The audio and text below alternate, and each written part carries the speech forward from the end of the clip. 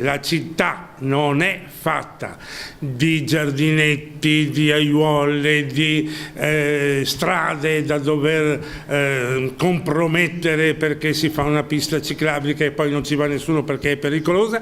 Non è fatta di questo, è fatta di uomini, di donne, di bambini, di anziani, è fatta di gente e alla gente noi dobbiamo offrire qualcosa di diverso. 66 anni, trevigiano doc, Giuseppe Bepi Bisetto scende in campo per le comunali di giugno candidandosi a sindaco per il Popolo della Famiglia.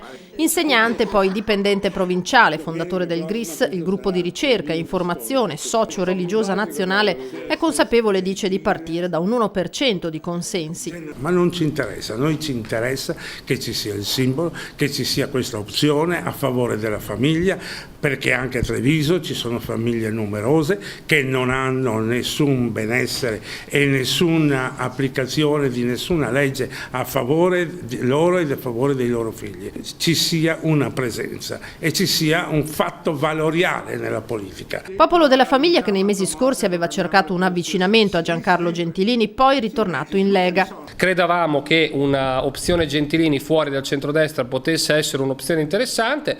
Purtroppo non ci ha creduto lui fino in fondo e quindi noi siamo andati avanti per la nostra strada. Con questo spirito si affronterà il primo turno del 10 giugno, poi si vedrà. In caso di ballottaggio noi valuteremo quali sono le forze in campo e presenteremo una proposta per un possibile apparentamento.